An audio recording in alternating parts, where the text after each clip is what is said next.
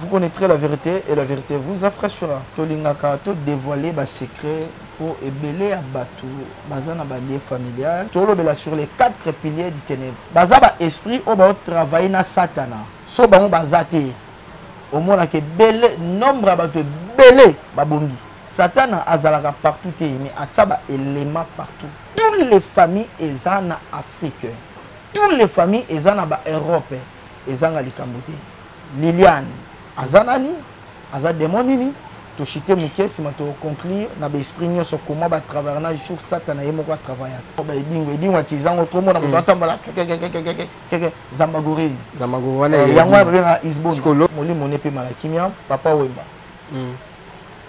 ando travailler dans Marguela. Tirani wana aza uniquement pour nos pesa succès.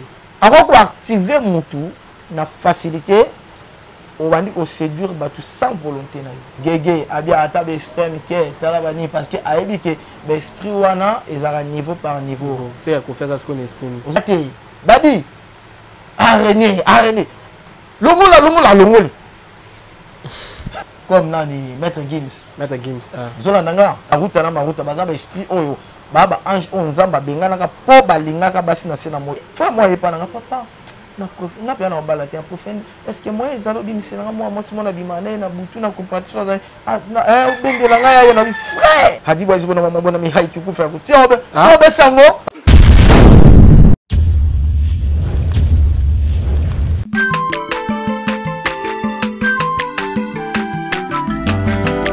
mwana moto te po akosangai abongwani pete po awangana nzambe ya le nazarien le nazarien le nazarien le nazarien bana kitoko koma mokondima atako bapakolaki mafuta na mosakolima lelo ya yo bolingo ebateli le nazarien lipamboli oyo mona na katempeni mama kandelobi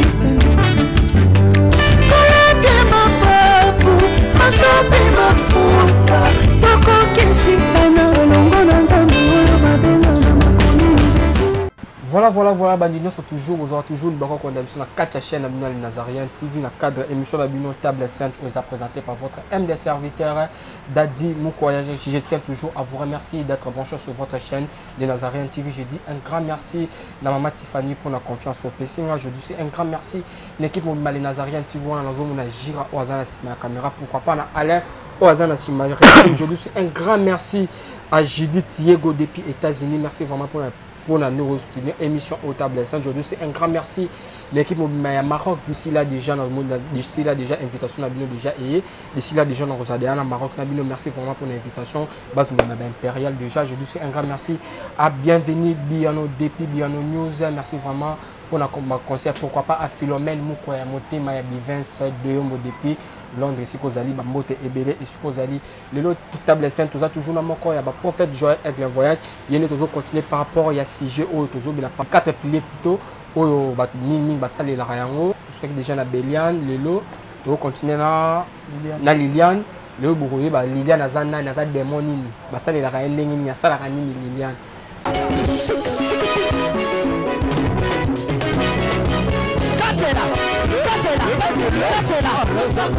allez, Katela,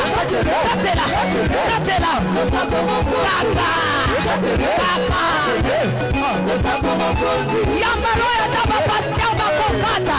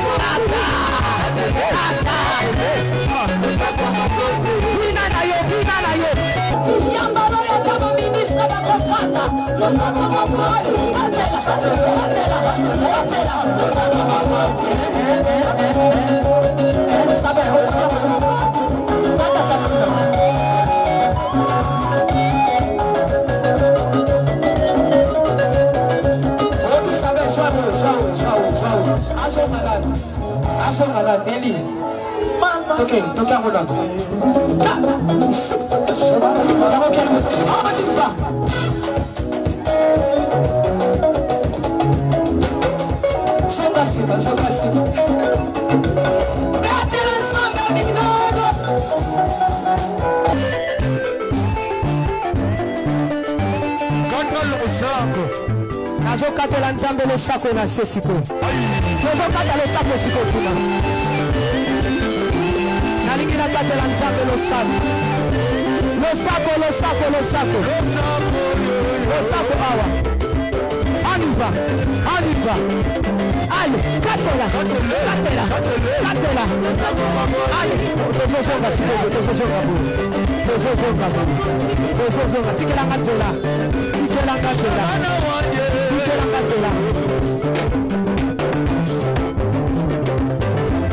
Nazozonga, s'il vous plaît, tikatela.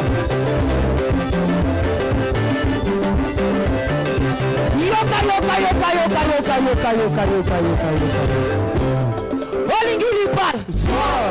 Olingi kopot. Olingi mosala. Bona nini.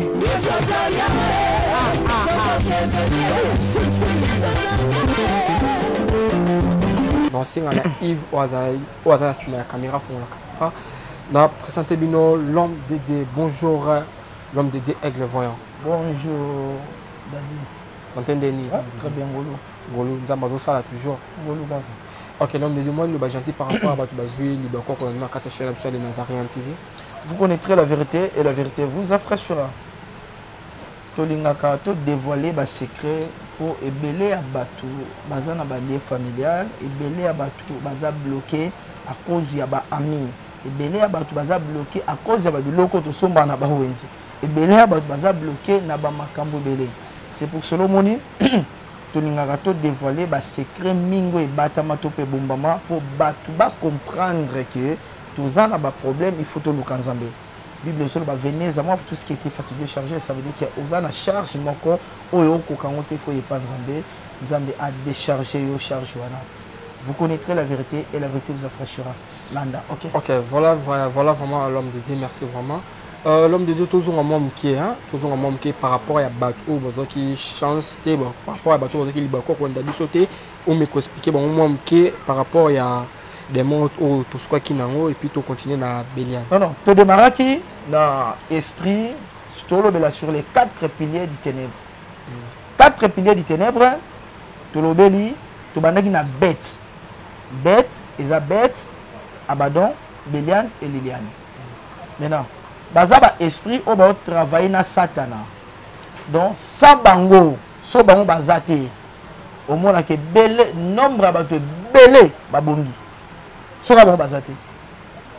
Et belé bateau yo bazana monde babiki. Parce que Satan azalaka partout mais ataba élément partout. Satan aza c'est un esprit comme multiplié partout mais ba démon na ye ndi aposa bango partout. C'est pour ça que tozo le bela les 4 piliers du ténèbre. Tobandaki na Abaddon. Abaddon tolobaki pape. O bato so bayebi pape. Pape tolobeli pape to kokota na bête. Et pardon, tolobelaki bête, bête c'était pape, tolobela Abaddon. Abaddon c'était démon au travailler en collaboration na bête.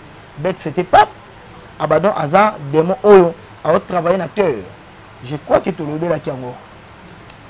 Yani Bélian. Bélian, tout ce que le cité démon a travaillé à partir de moi, il y a une collaboration, une alliance, une famille. Toutes les familles sont en Afrique. Toutes les familles sont en Europe. Ils sont en Likambouté.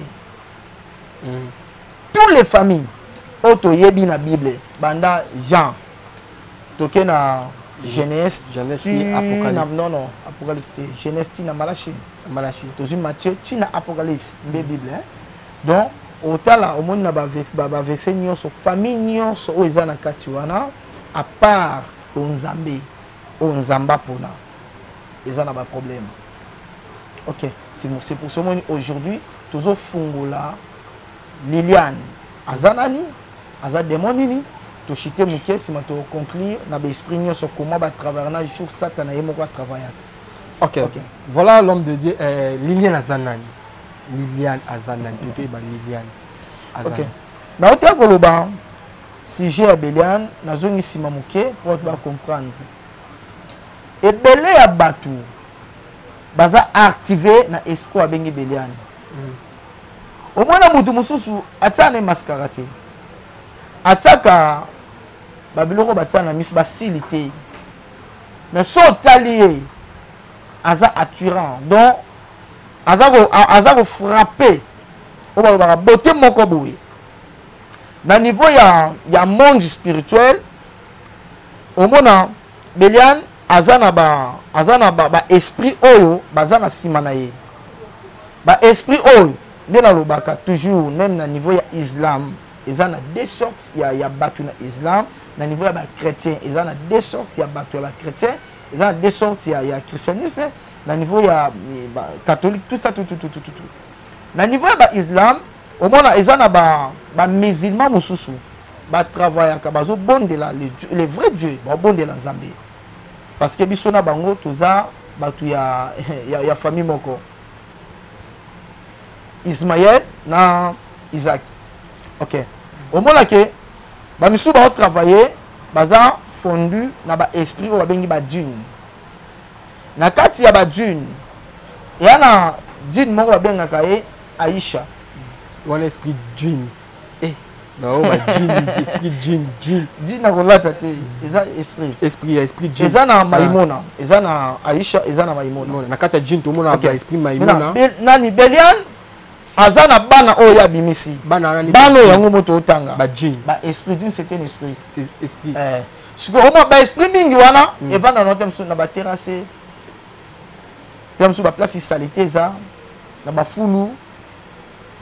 Même esprit wa benga zamba gorine ba batizan ba edingwa tizan to mona mo tambola zamba gorine wana yango ba benga isbon skolo ba isbon da voilà eza ba esprit mingi oyo travailler na ba bandeko oyo ba lingi nzambe te na ngambo ya bando na biso ba musulman ba oyo ba salela nzambe te même nous les chrétiens parce que ba esprit on a tout ba comment ba esprit on tanga on a bible to ezaka révélation ya nzambe profondeur oui avant quand on a profondeur ba esprit on tout tanga ba combat djinn ba maïmon autant on a bible to ça juste nzambe mutame mon vision na ko expliquer lo moko Dieu ne parle tantôt d'une manière et d'une autre au moins soda ou aza formé te ba ro tsaye kingi la mokondité c'est autant on a ba il faut expliquer le lengue na comme la prophète. Le lengue nazalé la prophète. Naza prophète pourquoi? Na bande la wap, na outé la wap. Est-ce que vous permettre de comprendre au naza? Parce que les Nazareth, je crois qu'il y a des témoignages jusqu'à aujourd'hui. Banda na tawana, banda. On les chaînes et fungami sika. Et fungami témoignage à bosso, témoignage na ngai. Il y a des événements où s'est passé. Je crois qu'il y a des belé même ba musu bando sala na chaîne ba musu ba mona ba miracle ba manifestation na lobby likamunde lobby na 6e boté ma place était ndeke moko ahuta za bobo ahuta likola tele mana nzete ten nzete wana alonga likola ko ya bozo ya boya ni église batu ba na ba caméra ko filmer batu ba vanda na 6e tala batu belé bata quoi ndeke mo ahuti ba ya 6000 a toucher nzete ya mbila a toucher na c'est bou ba baena ba kamera ta prophète lobaki bakumbi ekoto ozali nzambo oyo nzambe ya Joël ekuma ebimela wana aujourd'hui ezoleka na ba TV partout na niveau ya Kinshasa nzolanda maintenant eza ba alliance nzambe asali na moto nzambe tango asala alliance na Abraham alingaki Abraham asuka na alliance te mais il fallait que Abraham monte olandi voilà que Abraham elo ezaki bo o ezabo c'est pour cela mona na lobaka même Abraham c'était chef coutumier to fungola kango na makamso yo c'est passé. Oui, OK, continue. Abraham c'était ba esprit oyo est travailler. Comment ba esprit oyo nani Béliane azo travailler na ba petit na yi. Akufa moli moné pe malakimia papa Wemba. Ando travailler dans Marguela. Moi papa Wemba. Oui. On travailler dans Marguela, c'était démon. C'était sirène. Bango nyonso bazana ba petit ya Béliane. Zona nanga. Sirène wana aza uniquement pour nos pesa succès. En plus que succès a pas mbaté na bolingo. comme Maïcha na ngamba ba musulman comme Maïmona na ngamba ba musulman kende koto na église na église na biso ya islam omona batie ba otsa ba biloko somba otoko somba pona bolamu pe pona mabe conseil ba pesaka na ba musulman parce que bazara tout droit conseil ba pesaka ko sa mabe te. OK, Siré non au na si solo batin na si ça pas comprendre tout na la question. Ouais, vas-y. Na ndalo banini ba esprit wana soki ba bandi ko travailler na mutu il y a des signes oyo ko manifester na kati ya mutu wana so ba koti. Omona otali mutu yo muninga na baso otali mo ke mutu masala nga mina nga normal mais soki basi batali ils vont me pousser ba balinga ye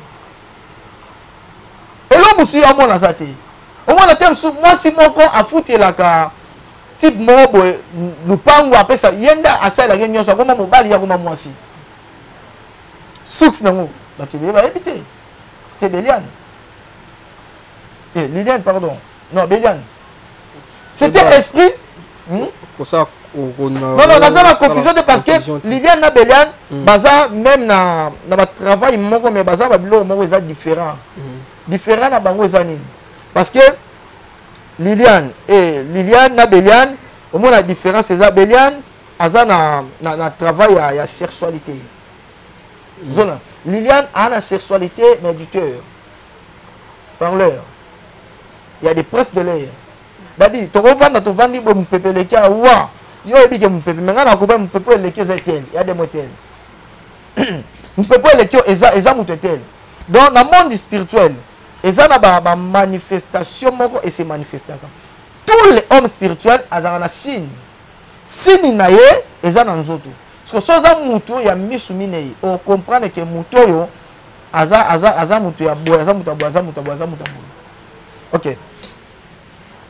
Béliane, a travaillé na bassureur. Avant activer mutu na facilité au bandi au séduire batu sans volonté na yo. La bête a seti na bato mingi bakenda na banda ko banganga. OK na ndako ya marabu mo songolo. OK na ndako ya ndeko mo songolo. Aza vrai musulman te lokwa bando nanga ba vrai mais aza faux musulman.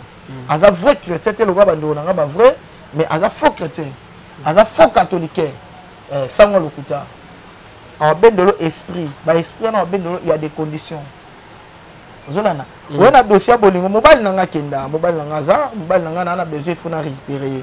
En travail, esprit on a utilisé, il y a esprit minté. Ça va bana Béliane. Bana Béliane. Zolana nga. Arobi miselo, arobenda esprit mo Aïcha. Na niveau ya ngamba ba musulman, il faut pas zipoler la mako mona te. Comme exemple, na pesi exemple ya Isbona. Hadi boys bona mama mi haiki ku fa ku ti obe so be tango plusieurs fois après la zonga te faut continuer ça ba prière ya ba esprit ça ya po sala yango ozolanda yo po sala yango comment tu ko lobe yo po sala prière wana est-ce que vous pouvez aucune question na répondre te faut continuer prière wana prière wana répondre ce qu'on voit kanga na répondre répondre prière wana OK voilà dans l'hospital moni ba prière ya ba esprit olongola mutu na kati ya libulu il faut za na technique ba ke mutu aza na libulu ngo za mula nini na ozo étage ya niveau nini pona tsela epo alo abima méthode nini on sala pas abima un pasteur un prophète un évangéliste il faut za la mutu aza enseigner ayebi ba biloko yo bengana milimo zo beta mutu mo songolo ba bi yo bengana biso na komba Yesu to yebi Yesu bongo yo za nani zona nanga il faut bêter il faut longola soki nzamba na prière soki nzambe abengi mutu au moins que tu juste là tu m'as pas répondu à ma question est-ce que tu comprends nga tu m'as pas répondu à ma question ba répondre na ba question nyo solo ba mais au comprendre ya prière wana o moni nga yo prière wana cho sala zela o moni nga yo na dina peso exemple ni ya prière o bandela wana Ezekiel nzamba memi sika mikuwa et sika mikuwa eza atuni est-ce que mikuwa tu as sûr et rozo envie zona nanga. Pourquoi nous avons même pas mikoua? Pas la qu'il est capable de faire mikoua ou ekaou qui a zone en forme à la qui s'y est déjà comme moi. Zolanda. Non tu as vu sur la bique sur la bête histoire nanga. Yako ndé na bandit ndé na zala le robo. Non non. Na zala monde mokote mais nzamba memanga visitanga ba coin tous les coins nzamba visitanga so qui témoignage ici na na ba prière na bango na yebi ba bloc en plus que na zaki non musulman c'est on a livre dans le bique pratiquer yango pe na zaki musulman au pratiquer na leki na musulman na leki na catholique aujourd'hui na zaki chrétien moi j'accepte Jésus-Christ comme Seigneur sauveur jola nanga nzamba bengi ngai apôtre Paul ototanga lelo o apôtre Paul azaka grand kulu na wa kulu ne bandité dadi so za na seri wana ngo ba bangeti lelo so ki nzamba permettre que vivre ti lelo jola nanga parce qu'il y a beaucoup de serviteurs de Dieu bazala seri wana ba no banga ba que so ki yinda muto soit tellement photo kima bato ba ne ko tellement liboso les bato bazana na force de la foi nandimi na kufa pona Yesu comme aujourd'hui si tu as la foi o ba non nandimi na kufa pona Yesu ba esprit autolobela o eza po bato ba big bato ba na ba esprit wana ba bika bato ba na ba problème sérieux ba zo solution bato ba zo lela ba zo kimia ozolanda combien de personnes bato ba landa biso baza ba souffrir o mona muto asi mambongo bele masala na ngwelo te na lia ba kiti na ba mesa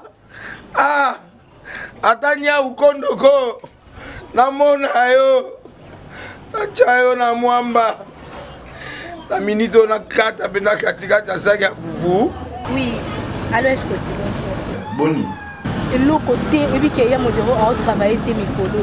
Donc dès que tu as un galère na niveau 0. Tout ça la boy. Moi il naza mbongo vraiment mingité. Mais nazo tchela bino moi mukio naza nango na agence moko boy Nazareta. Sarita qui dit sérieux. Oh. Maman, comment est bon donc yo pe ça au fouti mbongo pour partir à poto biso to ya to jibilo. Na bengi ya Scotty. Agence moi ifongami comme na Nazareth.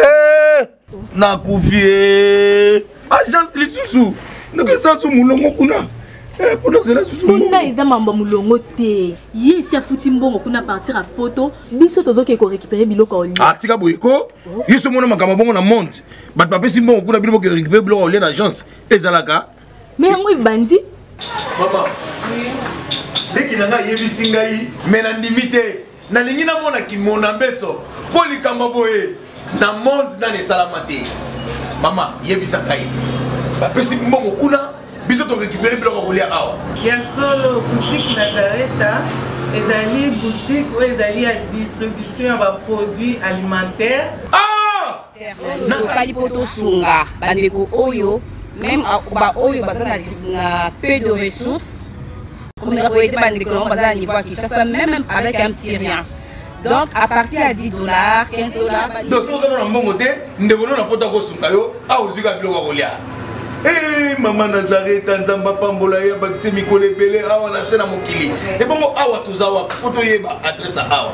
La boutique Nazareta est ici à Kubungate, Toza Sir, avenue Monkoto numéro 1, direction Elengesa. Face à face na église catholique Saint-Vincent. Direction Elengesa, Monkoto numéro 1, à face à l'église catholique Saint-Vincent d'école. Bon numéro de téléphone, vous avez monté déjà, vous avez nango, on a 3 numéros pour Paris, vous avez un numéro pour la Suisse, vous avez un numéro pour la Suisse. Non. Nazareta.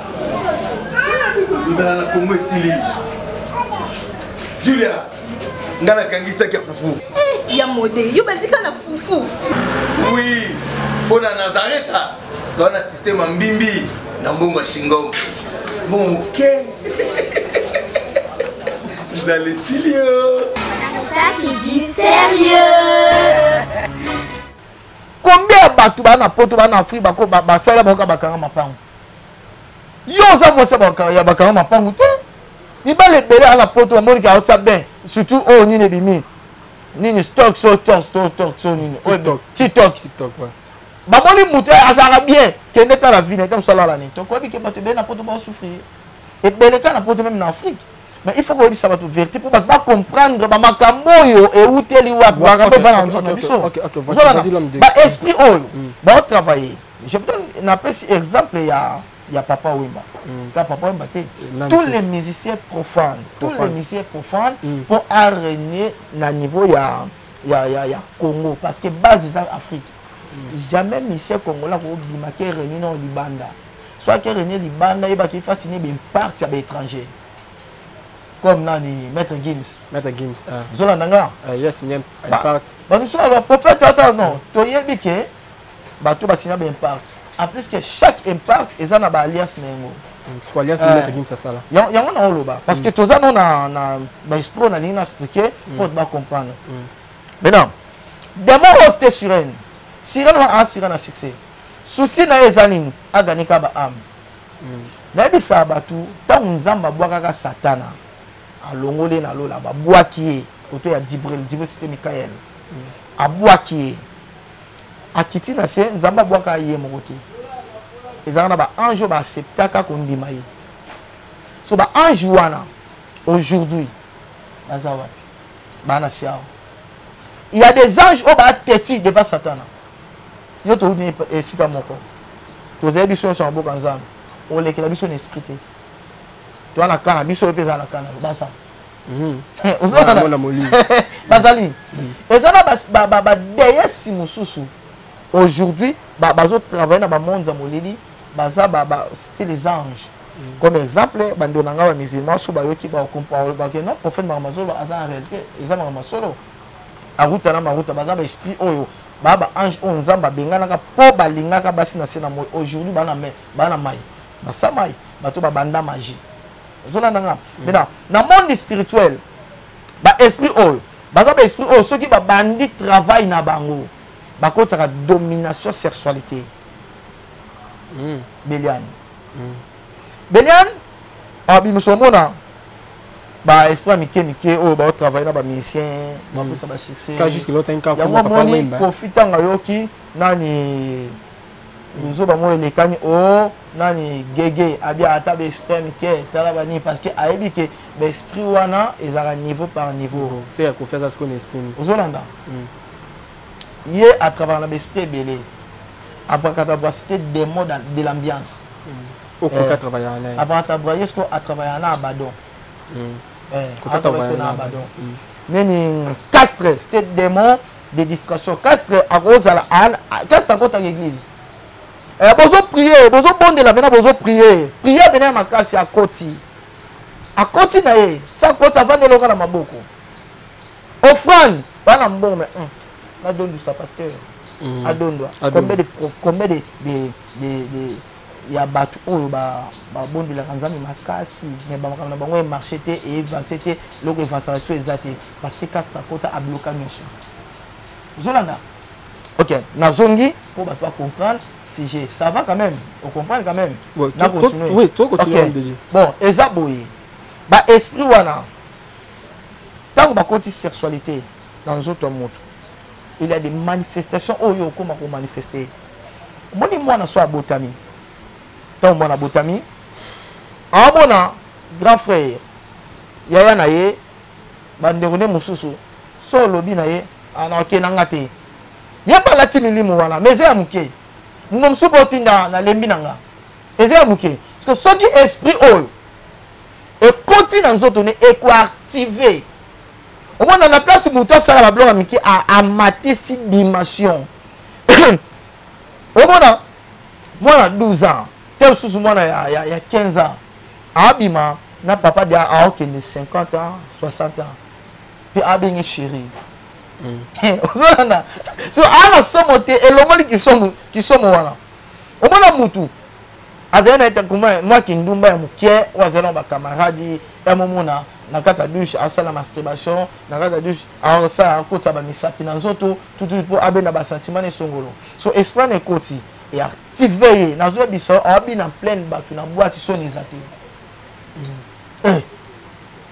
tala na mona esprit na nzoto ya fi moko simba mata araignée oui na oleka na moni na couloir kimbuta ngai ndeko wana ye pa na o mama la bango azolela ayebisinga bi azolela anani papa na kufi aolela prophète na tout ça la service nous m'a payé $30 j'ai $30 na nga mawa na pesi papa kufi kene bo contribuer bo pas bo kene na mort moi na nga mo ando sala awa na zandu abenga na téléphone va dit na yambia à peine papa yaka na ndako siko problème eza sérieux yaza na koto couloir ki mbuta boye dadi nazo bisayo na kenda mbangu nazo mutuka wa na vire na moni plein bato habité na koma no te na tala bato balingini nazo ganga obi bato e moso wazi bele un moment d'espace nous c'est na tala bona moni mono na pesi mbongo akena baninga na e ba meli ba lango donc son ezate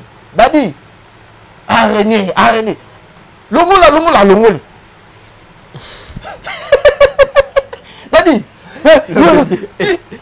obi na vali na yeto yete mwana longoli wa atika na soutien akei quoi dadi abini mwana longoli atika na sous-vêtement obi Zambe asala biso ngolu quand même on tient so atoza pauvre mais on lia bien nzoto pezovi zovimba zolana oma ke mutu azofungwa ma santé ya bien mais tient so bambongo epesa mate ba doit souffrir surtout même si à Kinshasa mais ya za mutu nzoto meneno tali pena ke ana masse hein jeune fille pena za nzoto so alongoli bilamba alongoli pantalon alongo atika na soutien na sous-vêtement OK ah bah ok tu expliquer ma caméra ouais si c'est non le solo là si c'est le solo tout le monde na comprendre que eloko vani na kati ya moi so c'était des mots tels un serviteur de Dieu so moni mutu anaka otali o comprendre que mutu azana démon tel bon pas biso nyo sauter parce que il y a des évangélistes pasteurs apôtres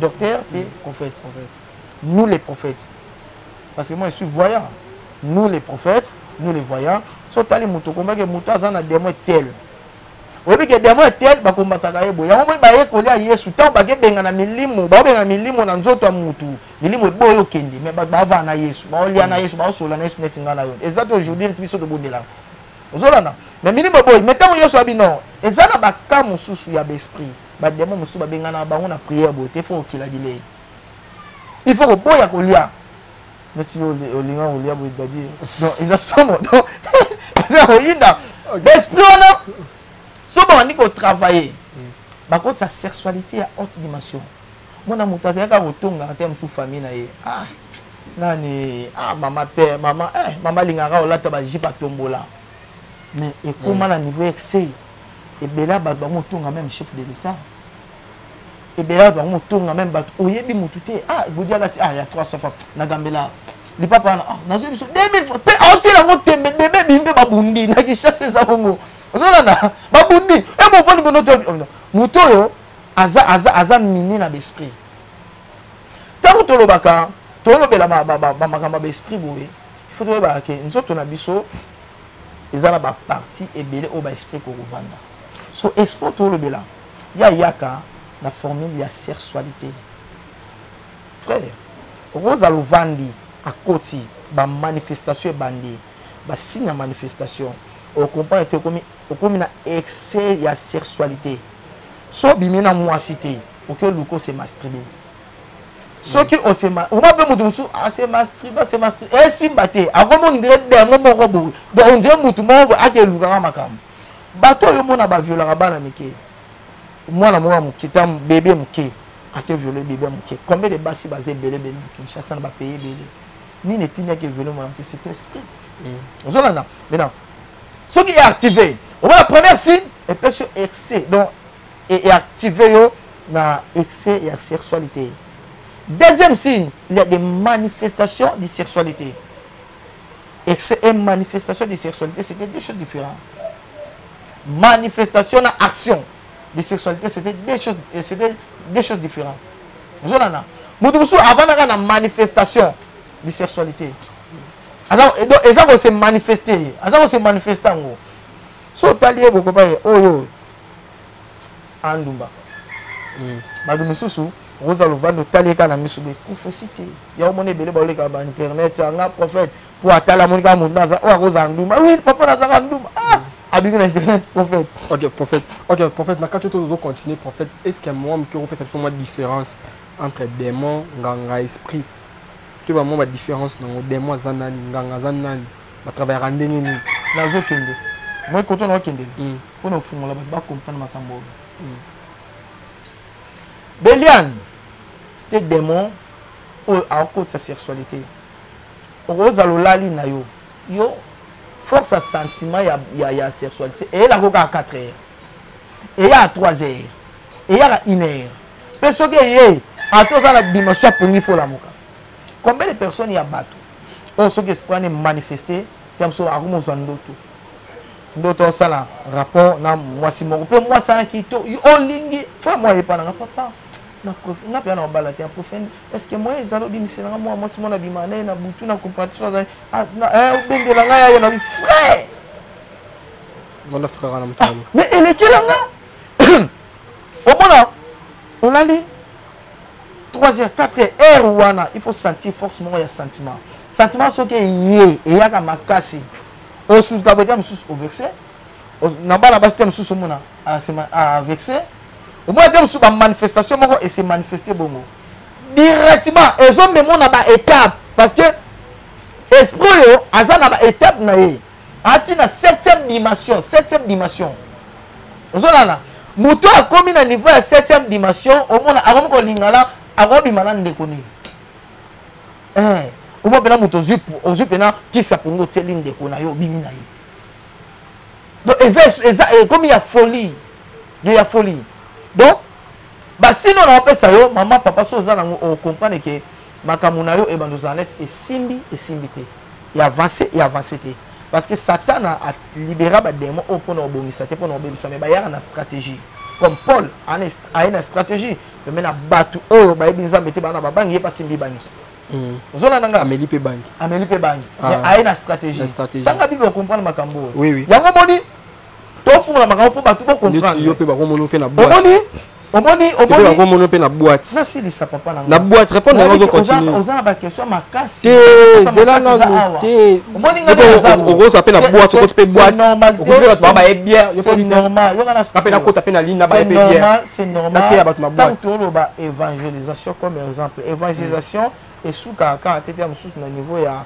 ngoni muto le canon un vrai évangéliste aujourd'hui il faut affronter milliers oyo ba chrétien mingi ba kimango on a affronter pas gagner âme obi ko gagner âme ya muto azana barabara na ko gagner âme ya muto azana boîte c'était des choses différentes nous comme si to fungola on comprendre muto bena ko tene be espoir ko taye bena mafu ba dusu bala na bona kata boîte ala ni bena na kata boîte ala ni bena na kata donc ye bena na tu va dusu donc hôtel des ana ya luaka hôtel uniquement donc tout mutu nyoso zo ya wana ifaza na yi aza do afuta mbongo na yi tem sous $20 na jour a dépenser mais sous $20 wa bisebi tabim pas pesa dabim offrande il faut mettre prophétie il faut marambe salama zolanda maintenant ba esprit so ba bandi ko travailler au monde ba signe au sentir dans nzoto no mbume bini c'est tout mibana mambuma moko ebimi ya moke na sexe na yo mbuma wana eza na dimension mokusa moko papa na zwa bisa yo mo vali kono bite mokuso yo na oyo ko eza esu ya normalité soki okwanzi yango esala mwa pota mais mokusa wana ememi yo na dimension mona ti okoma na masturbation ntango okomi na niveau wana e accéléré yo dimension yo donc émission na première dimension to deuxième dimension okomi siko koluka nana besoin moi c'est tel et tel na besoin et comme kotindo na basi comme kotindo na mibali nana besoin mobile puis na sala boy nana besoin boy premier signe deuxième signe bandoto maman papa yaya esprit on ne mutebimisa ba femme de nuit à mari de nuit na kata femme de nuit il y en a deux sortes de femmes de nuit deux sortes de mari de nuit ils ont un mari de nuit spirituel et mari de nuit physique ils ont une femme de nuit spirituelle et femme de nuit physique comment on peut comprendre bango au mona yo olale au mona na ba wana otoloba esprit mo yaka bo sa ne rapport mais na ba esprit o bo sa na rapport wana au mona kanzoto même tout au mona raté tam surtout ba so mona géant ba simi balinga ba géant monde était un peu poné lo pena géant oyo linga pena géant wana ye ce que vous avez na rapport on s'est retrouvé na wana au fond la mise on appelle repola mais esprit za la nini so tant esprit ne sala bongo au moins comme na niveau ya kinumba ya haute dimension donc yo kutu ba pesa tambongo te mais on boza na kati ya rapport donc so za rapport neto kufa neto ku donc on vient mokile sini zolanda premier signe il y a esprit de nuit esprit ya mari de nuit spirituel mari de nuit physique Omona olali o santara obimana mutu mutu omona elongi tata leki na bino. Oh maman nani papa na biso. Noko na biso. C'est vrai, la Bible dit vous connaîtrez la vérité et la vérité vous affranchira. Bana nzambe. Kuti na niko expliquer makambo yo. To koti kuti na nuna Liliane tiens. Liliane ti wa. Na zongi sima pour ba comprendre. Pas comprendre. Maintenant femme de nuit spirituelle. Omona ezala ba force moko et on va la manifester. Ni na tiko loba ezana deux sortes hein, il y a femme de nuit et mari de nuit. So ba bandi ba manifestation na nzoto. Papa, maman, ndeko nango zolanda ngai. Omona ba force ya ba séparation ya yo na mobali no bolingana mingi bo mesana mingi bo solaka bien bo bota pe ba na séparation ko tate koti. Combien de personnes à poto bazo benga allo prophète. Naza na problème tel. Allo prophète naza problème tel. Allo prophète naza problème tel. Mais obenga so tel plus pas ba séparation et ça la mato. Zolanda à cause ya esprit oh. Ok, voilà l'homme dédié vraiment TV Zangonga, la prochaine pour continuer par rapport à sujet par rapport à toujours à thème par rapport à l'esprit auto mais également Koutasu na Mozindo l'homme dédié vraiment na souka émission na biso numéro contact pe so pe batbana pour so la ou la de la prière pour ça nini. Ok, numéro à prophète Joël Aigle Voyant liste 243 91 845 13 batunio sur la poto là yebina te. Numéro à prophète Zawana appelle prophète Joël na plus 243 91. Oza na problème spirituel. Yo ba premier taroka bakanga mapango. Ou avance raté. Moussale simba raté. Combien de fois ba problème. Mais ba na Kinshasa to partout où yo za na bandeko ba ebité. Donc ça za na mbongo mais ku nozo souffrir. Mais son Italie on dit mate yo na ki yo e ko kanate. Yo na ki yo e ko kanate.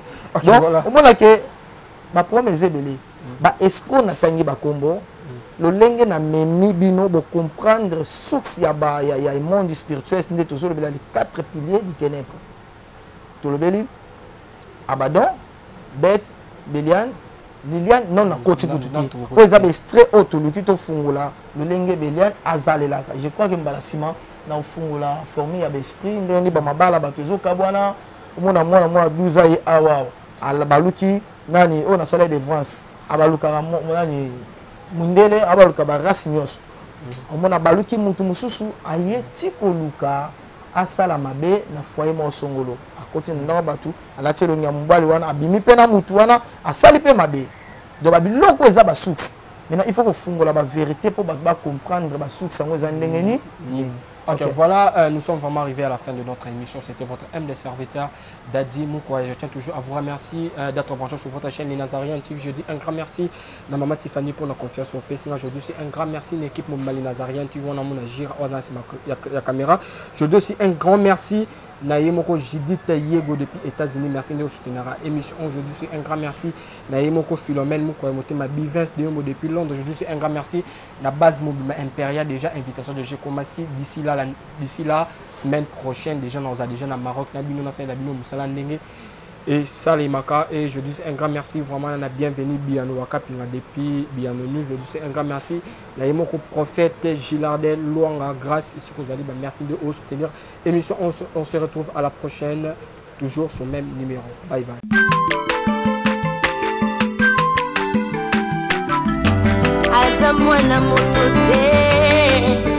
Sangai abongwani pete boa wangata Nzambe ya le Nazarien, le Nazarien, le Nazarien, le Nazarien.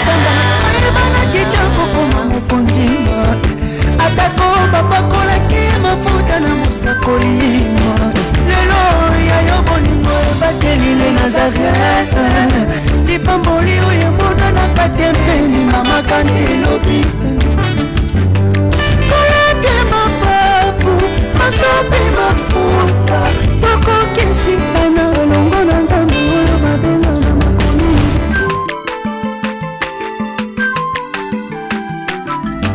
aza mwana moto te po akosa ngai abongwani pete